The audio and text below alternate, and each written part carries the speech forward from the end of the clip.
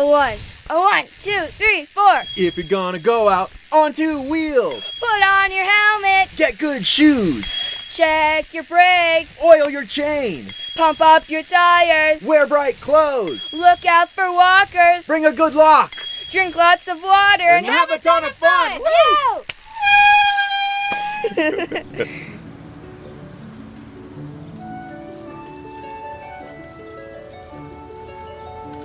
Welcome to Bike Life, where we talk to people about their bikes and lives, and we play music, too, bike music. This is show number 3. I'm your host, Kai Plaskon of the Truckee Meadows Bicycle Alliance. Today's background music is really odd. It's simply called Bicycle by Cool 3D World. The video on YouTube has green goblins riding a bike built for 5 all around New York City and being chased by a hot dog stand guy. So imagine that. Anyway, on today's show, we hung around College Cyclery in Midtown Reno, and we talked to the longtime bike activist owner there. We also talked to a woman who couldn't figure out what was wrong with her bike. That sounds familiar for all of us. Sometimes just can't figure out what's wrong with this thing, right? And we talked to a guy whose bike helps him at work. Oh, and there was also a guy hanging around behind the store in the alley there, and he had a bike, and so we talked to that guy too. His only transportation is his bike. Before we get to those interviews, we have some bike news and some music. In local Reno bike news, after receiving dozens of comments from the Truckee Meadows Bicycle Alliance, the Regional Transportation Commission has lifted the pause on the Center Street Protected Bike Path project. Traffic analysis is expected in November, and a protected bike path is also being considered for Virginia Street now. In state news, the Nevada legislature recently passed a bill requiring the Nevada Department of Transportation to convene an advisory working group to study issues related to sustainable transportation funding. The group is preparing a written report for the Nevada legislature in 2022. And in national news, the Bike League is reporting that the Congressional Reconciliation and Human Infrastructure Bill includes transportation funding focused on climate, equity, and improving networks. The program would be great for bicycles and for walking. There is a tax incentive part of the bill. It also includes provisions for bicycle commuter benefits and a tax incentive for e-bike purchases, tax incentives for businesses to put in e-bike charging stations, and a provision to help with financing rail and trail right-of-ways. In world news, London is considering lowering speed limits in some areas to 15 miles per hour. Here in the U.S., Virginia has passed a similar bill permitting localities to lower speed limits to 15 miles per hour, and this matters in Reno because local leaders say that a speed limit of 25 miles per hour is good for bikes, like on streets like Virginia Street. But that speed limit is too high for bikes, as shown in London and Virginia. That's it for bike news. When we come back, we're going to talk to a guy about crashing on his bike when he was riding really fast at night down Center Street going the wrong way. Before we get to that, here's Bicycle by RM.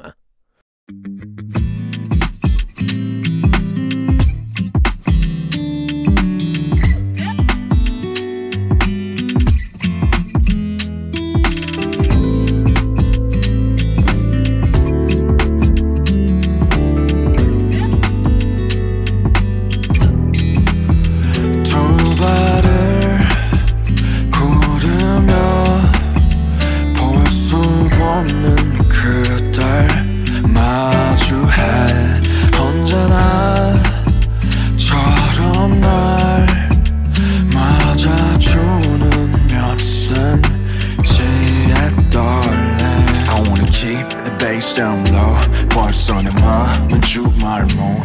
I don't see no open cars, no open bars. 나쁘지 않아 온전히 혼자인 road. 섬처럼 떠있는 사람들의 맘 어쩌면 오지 않을 듯한 밤. 지평선을 걸어가 또 굴러가 우리 가정한 소시점으로. 슬프면 자전거를 타자 바람을 두 발 아래 두자. 자전거를 타자 두 팔을 자유로 벌리며 나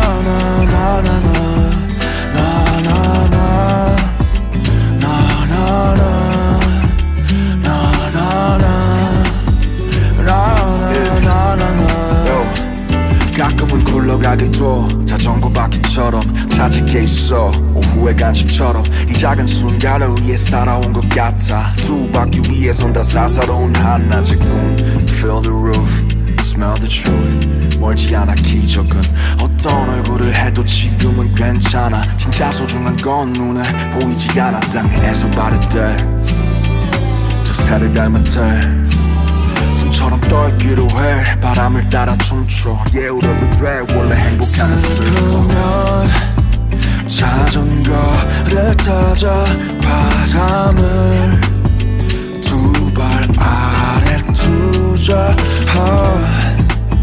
자전거를 타자 두 팔을 자유로 벌리며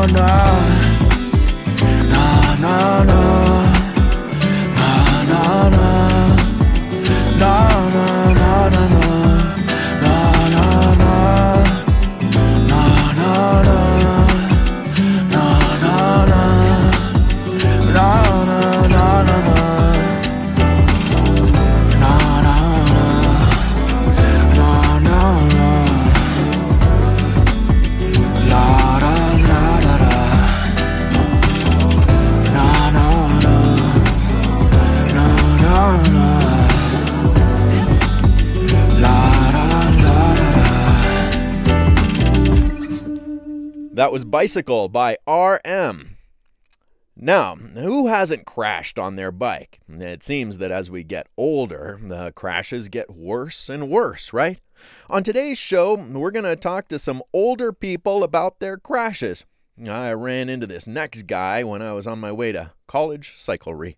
And I saw this guy actually sitting on a wooden step with a steel security gate behind him. He's eating a brownie. And he's got a story for us about his bike, right? That's right, right. And your name's Kevin, huh? That's right, my name's Kevin. Yeah, so what happened?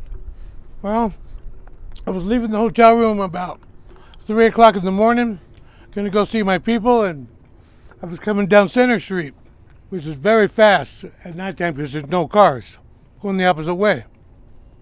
I get out all the way down 3 blocks, and there's this turn where I'm turning right there, there's this pizza place. The jewelry store. There's this piece of concrete that's out there in the corner. You would think that sucker wouldn't be there. It'd be normal like all the other cars. But it's not. Someone put an island right there where it don't belong. I hit that sucker going head on, 3 o'clock in the morning, singing a song, Don't Let Me Down, and I went like 40 feet. I could get out of bed for 2 weeks. Wow. And so that's on the concrete's on Virginia? Concrete's right here on Center Street by the pizza place right down here and that diamond store. There's one sitting right out there. It shouldn't even be there. Should just be a normal turd. And so do you use Center Street a lot? Yeah, going the opposite way. Yeah, because that's all downhill and you can go real fast. Yeah. So you go the opposite direction of the traffic that's coming up, huh? Absolutely, especially at 3 o'clock in the morning. Ain't no one out there. Yeah. So would you like to see a protected bike path on that street? Yeah, where is the protected bike path on that street? I don't even know where it's at. The sidewalk? There, oh, don't tell me there's one on the street. Yeah, but what about going the opposite direction? Yeah, well, there's a proposal to put one on there that would go both directions on one side of the street. They need to do that. Yeah, they need to do that. Yep. I almost killed myself. So instead, some of the downtown casinos and the RTC and the city of Reno are thinking about trying to put a bike path on Virginia. What do you think of that? Yeah, so when they got it all set up and everything, you can't get from one side to the other after they did all that work in the middle. Stupid work. But hey, yes, that'd be great. Yeah, you'd like to see a bike path on Virginia? Yes, that's the main road, and you can really fly a long way on that road. Right on. What about in downtown, like not in Midtown, but in downtown? Downtown would be great. The other way, the cops ain't always hollering at you, man. Get off the damn sidewalk! You know what I mean? That's what they should do, man. You know, shit. Yeah. So how long you been riding your bike? Probably about 14, 15 years. Wow, that's a long time. Do you use it for everything? Is it your main form? Everything. I just built a trailer. It's really nice. It's really nice. It's going to be a smooth ride. Everything. You have a trailer? Yeah, I just made one. A big trailer? I put a trailer to pull behind my Giant or anything I got. You know what I mean? Groceries, laundry, whatever. You know, not panhandling, but how you say, dumpster diving, whatever. Brownie looking for, you know. No, Yeah. did you find that brownie? You just put the last piece in your mouth. Did you find it somewhere? No, not in the dumpster today. What do you like about riding your bike? It's a nice bike. Going fast. Yeah. It's got to go fast. If it don't go fast, it's got to be an easy ride. You can't be all puffed out by the time you get there and not want to come back. You know what I mean? It's got to be an easy ride, smooth ride. So Kevin, you told us one story about how you hit a piece of concrete. You got any other stories? No, for now. Oh, hey, I smoke. Oh, can I talk about marijuana on here? Sure. I smoked this wax. It got me so high, my eyes closed on me when I was riding my bike. I slammed and ran in the back of a truck. Man, I was in bed. That time I was in bed like a month. I couldn't even walk. Yeah, I was going pretty good. I can't believe my eyeballs did that. I was closing them just for a second, but then they didn't want to open. All of a sudden, bam. So you wouldn't recommend that? No. Don't be smoking too much weed, especially when you're allergic to it. I am allergic to it, but I still smoke it. Many years. And so there's no marijuana in that brownie? No marijuana in this brownie. I wish. That shit is going to be stuck here for about an hour. So what are you going to do now? I'm going to go see a friend, see if he's moving. See if we can get some stuff real cheap. Like bikes. You want to go get some bikes? Yeah, you got a lot of parts and stuff. I can put one together. I got a Cannondale I'm working on, so yeah. Right on. Do you live in a downtown hotel? I actually don't live in a hotel. I live in an apartment, and I live over by Siegel Suites. Right on. So you're building bikes, huh? Yeah, I put them together. You know, find parts everywhere, whatever. You know, I'm not into the stealing thing. You can't. Hell, I went through bikes like 12 or 14 a year, man. They just snag them. They watch you where you go, and then as soon as they see the opening, they go get it. Just got one stolen yesterday. Wasn't in the house, but 10 minutes. Damn. Wow. What kind of bike was it? That was the track. 920. So you must be pretty sad about that. You have a lot of experience with bikes. Oh yeah, that's all I ride. You know, I mean, that was 7 DUIs. Is the only thing I got. You know, but it's good though. That one's fast. I was just looking that one up. That's a very expensive bike. That one is. Yeah, $4 grand. You like that Giant a lot. Yeah, it's fast. 19 inches on it. Yeah, it's real quick. Short fucking pedals. You know, the short rack, the shorter, the faster. You got any other bike stories you want to share? Bike life stories? That's about it. I'd have to think about it and stuff and really get into it. But right now, that's about enough. That's enough, you know. All right. Thanks for sharing, Kevin. You bet. Anytime. Next time you see me, come see me. All right. Have a good day and be safe. All right, you too. All right. Bye. Drive careful. Thank you. Don't run over no bikes.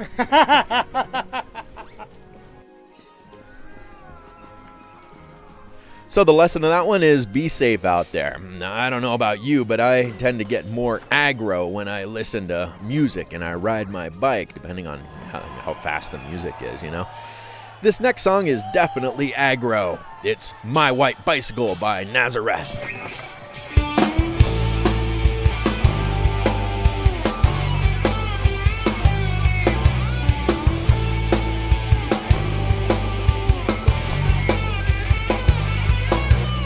My white bicycle,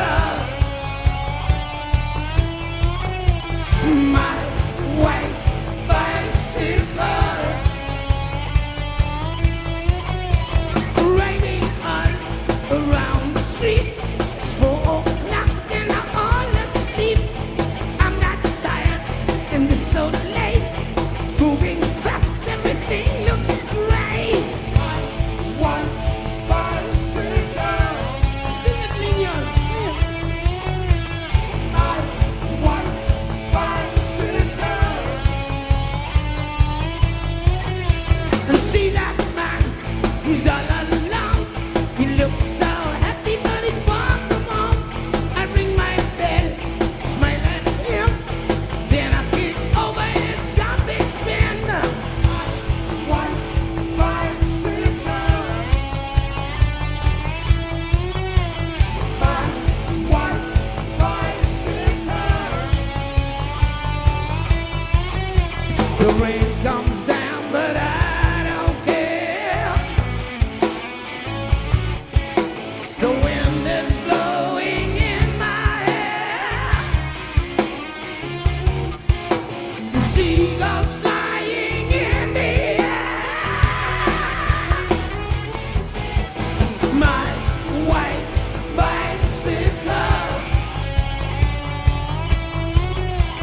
My white bicycle.